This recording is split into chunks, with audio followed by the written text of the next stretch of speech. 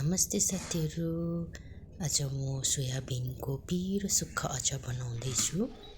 मलाई तिल राखेको छु, बदाम राखेको छु अनि तेल खर्याएर मैले यसरी सोयाबिनलाई फ्राई गर्दैछु। सोयाबिनलाई चाहिँ मैले एउटा सानो सोयाबिनलाई 4 भागमा काटेको छु अनि मसिनो बनाएको छु। अनि मैले तपाईहरुले यो लसुनहरू खानुहुन्छ भने लसुनलाई पनि तपाईहरुले युज गर्न सक्नुहुन्छ। हामी त लसुन अदुवा खाँदैन। त्यसपछि हामीले चाहिँ यो मेरो चाहिँ एकदमै सादा छ यो सोयाबिनको अचार। त्यसको लागि चाहिँ मैले तिललाई भुटेको छु। तिललाई मैले डार्क ब्राउन बनाएको छु। साह्रो ब्राउन पनि बनाउनु हुँदैन, नत्र भने तितो हुन्छ। त्यसपछि मैले सिलौटोमा तिललाई राखेँ। मलाई चाहिँ सिलौटोमा पिनेको मनपर्छ। सिलौटो र रोलो मैले चलाएको छु, लोरो। त्यसपछि अन्त यसरी पिन्दाखेरि चाहिँ मलाई चाहिँ साह्रै मिहिन पनि पिन्नु हुँदैन। तिललाई हल्का पिन्नुपर्छ। तपाईहरुले मिक्सीमा पनि युज गर्न सक्नुहुन्छ, र मलाई चाहिँ मिक्सी भन्दाखेरि चाहिँ सिलौटो र लोरो चलाएको नै मनपर्छ। म प्राय अचारहरू पनि सिलौटोमै पिनेको मनपर्छ।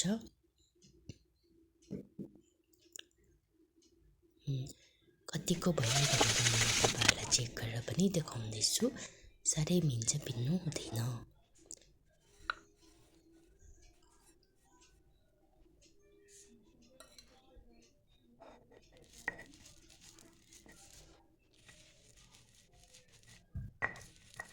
अब मैले तिललाई पिनिसकेपछि साइड गर्दै अब म बदामलाई राख्छु। बदामलाई पनि साह्रो मिहिन पिन्नु हुँदैन। मैले यसलाई पनि ठुलोमै राखेको छु, साह्रै ठुलो पनि हैन, हल्का पिनेको छु। तपाईहरुले मिक्सीमा पनि पिन्नु सक्नुहुन्छ है।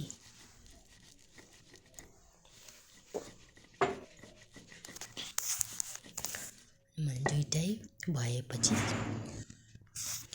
मैले साइडमा राखेको न्युट्रेलालाई ल्याएँ, सोयाबिनलाई।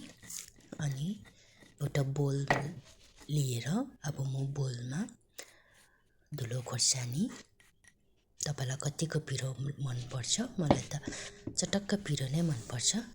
अनि म चाहिँ पिङ्क सल्ट चलाउँछु। स्वाद अनुसारको तपाईहरुले नुन हाल्नु सक्नुहुन्छ। हाम्रो चाहिँ एकदमै सादा छ है यो सोयाबिनको सुक्खा अचार। किनभने हामी चाहिँ लसुन अदुवा खाँदैन नि त।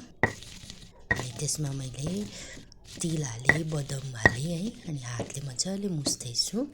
मोलेपछि म अब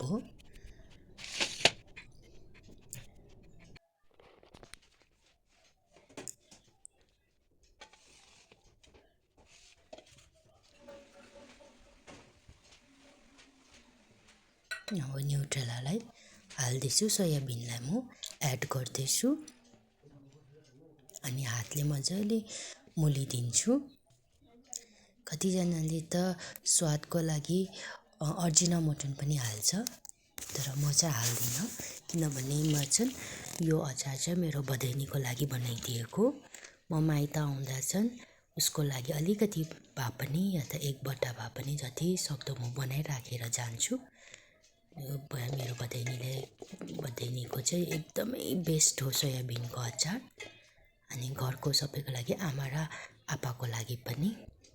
सबै मोलिसकेर चाहिँ म सिलौटो र रोलोलाई धुने गर्दैछु। मेरो आमाले भन्नुहुन्छ सिलौटोलाई कहिले पनि मैला नराख्नु भनेर, चलाएपछि चाहिँ उसलाई धोएर सफा गरिहाल्नु भनेर भन्नुहुन्छ नि त।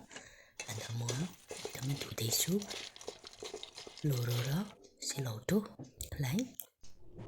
अब मेरो अचार पनि बनिसक्यो।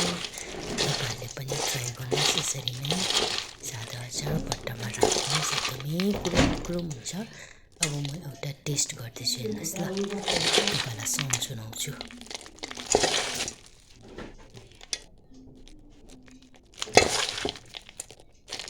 त्यसपछि गट्टामा छ, गट्टामा हालिसकेको छु।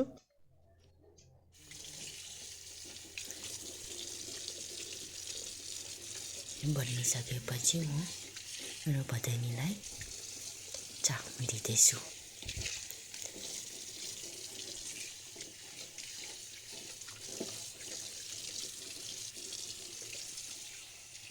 Thank you for watching.